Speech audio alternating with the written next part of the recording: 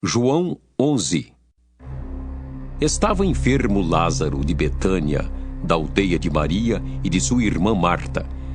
Esta Maria, cujo irmão Lázaro estava enfermo, era a mesma que ungiu com bálsamo o Senhor e lhe enxugou os pés com seus cabelos. Mandaram, pois, as irmãs de Lázaro dizer a Jesus: Senhor, está enfermo aquele a quem amas. Ao receber a notícia, disse Jesus: Esta enfermidade não é para a morte, e sim para a glória de Deus, a fim de que o Filho de Deus seja por ela glorificado. Ora, amava Jesus a Marta e a sua irmã e a Lázaro. Quando, pois, soube que Lázaro estava doente, ainda se demorou 2 dias no lugar onde estava. Depois, disse aos seus discípulos: Vamos outra vez para a Judeia. Disseram-lhe os discípulos: Mestre, ainda agora os judeus procuravam apedrejar-te e voltas para lá? Respondeu Jesus: Não são 12 as horas do dia? Se alguém andar de dia, não tropeça, porque vê a luz deste mundo. Mas se andar de noite, tropeça, porque nele não há luz. Isto dizia e depois lhes acrescentou: Nosso amigo Lázaro adormeceu, mas vou para despertá-lo. Disseram-lhe, pois, os discípulos: Senhor, se dorme, estará salvo.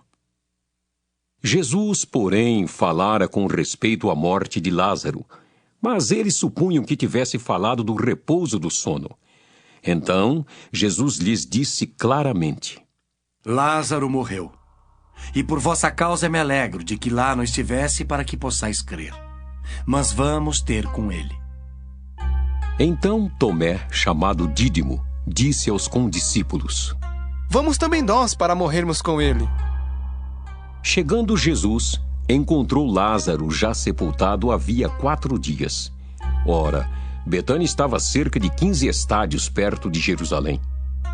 Muitos dentre os judeus tinham vindo ter com Marta e Maria para as consolar a respeito de seu irmão. Marta, quando soube que vinha Jesus, saiu ao seu encontro. Maria, porém, ficou sentada em casa.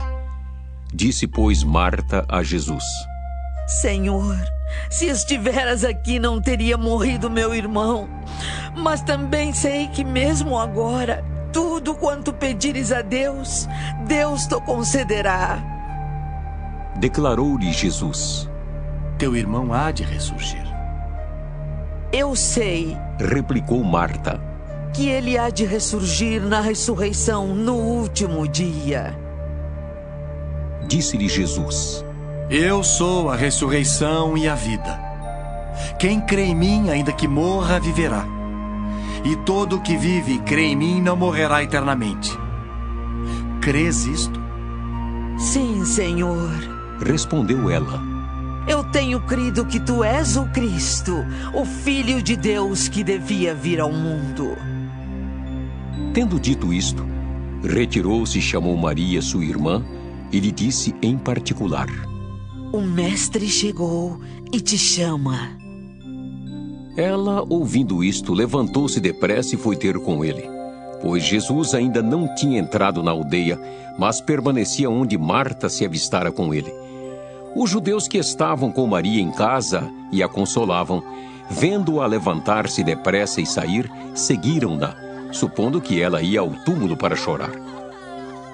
Quando Maria chegou ao lugar onde estava Jesus, ao vê-lo, lançou-se-lhe aos pés, dizendo: Senhor, se estiveras aqui, meu irmão não teria morrido.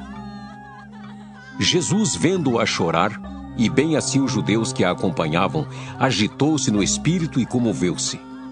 E perguntou: Onde o sepultastes? Eles lhe responderam: Senhor, vem e vê. Jesus chorou. Então disseram os judeus: Vede quanto o amava. Mas alguns objetaram: Não podia ele, que abriu os olhos ao cego, fazer que este não morresse? Jesus, agitando-se novamente em si mesmo, encaminhou-se para o túmulo. Era este uma gruta a cuja entrada tinham posto uma pedra. Então ordenou Jesus: Tirai a pedra. Disse-lhe Marta, irmã do morto: Senhor, já cheira mal, porque já é de 4 dias.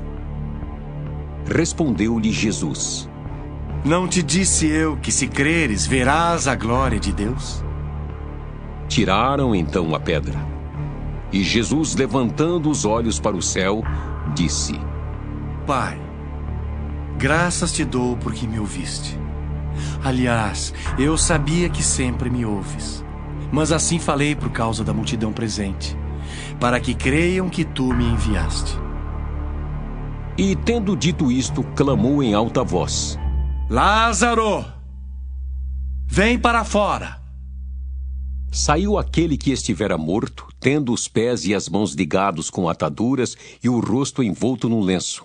Então lhes ordenou Jesus: Desatai-o e deixai-o ir. Muitos, pois, dentre os judeus que tinham vindo visitar Maria, vendo o que fizera Jesus, creram nele. Outros, porém, foram ter com os fariseus e lhes contaram dos feitos que Jesus realizara. Então os principais sacerdotes e os fariseus convocaram o sinédrio e disseram: Que estamos fazendo, uma vez que este homem opera muitos sinais? Se o deixarmos assim, todos crerão nele. Depois virão os romanos e tomarão não só o nosso lugar, mas a própria nação.